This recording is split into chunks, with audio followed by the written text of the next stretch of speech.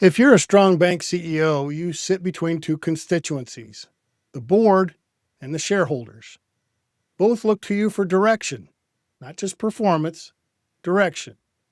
Most conversations are comfortable: credit quality, growth strategy, capital planning, community presence. Those topics are familiar, controllable. Then there's another category of questions. What's our long term plan? If someone approached us, how would we respond? The bank down the street just sold. Should we be paying attention to that? Is now a good time to consider selling? The temperature changes when those questions enter the room, not because they're wrong, but because they're consequential. Once that door opens, it rarely closes easily. You don't have perfectly clean answers. You may not know where every board member truly stands. Shareholders may sound aligned, but alignment under comfort isn't the same as alignment under pressure. And once the subject is raised, you're now managing more than performance. You're managing philosophy. I've watched boards that seemed unified for years discover disagreement the moment timing became real. When earnings are strong, people nod. When timing accelerates, people reveal. That's human.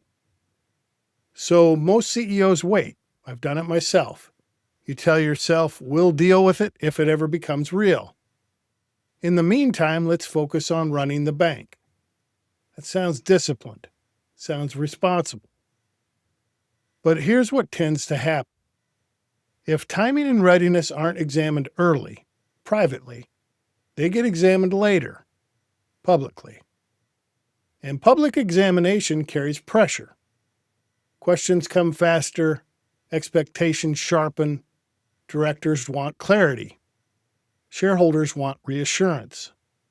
You start looking for answers in real time.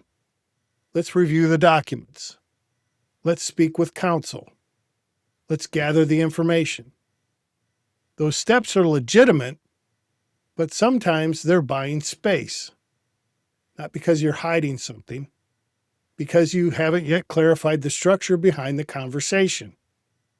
And managing a misaligned board, especially when timing feels real, can become a full-time job on its own. Instead of leading the institution, you're refereeing philosophy. That's exhausting. There's another way to operate. You don't begin by opening the conversation, not with the board, not with the shareholders. You begin by clarifying your own position. You examine your leverage. You examine alignment, realistically. You examine what would have to be true before anything changes. Not publicly, internally. This is where most CEOs hesitate. Because if you look closely enough, you may find variables you don't fully control. That's uncomfortable. But once you've done that work, something shifts. You're no longer bracing. You're no longer deflecting. You're not buying time. When industry activity increases, you're steady. When a shareholder raises a topic, you're composed. When another bank sells, you're analytical, not reactive. That's the shift from defense to offense. Offense isn't aggression. It's clarity. It's knowing your thresholds. It's knowing where alignment truly stands. It's knowing what position you're actually in, independent of mood. If you haven't approached it this way before, that's normal. You were trained to grow the bank, to manage performance, to protect credit quality.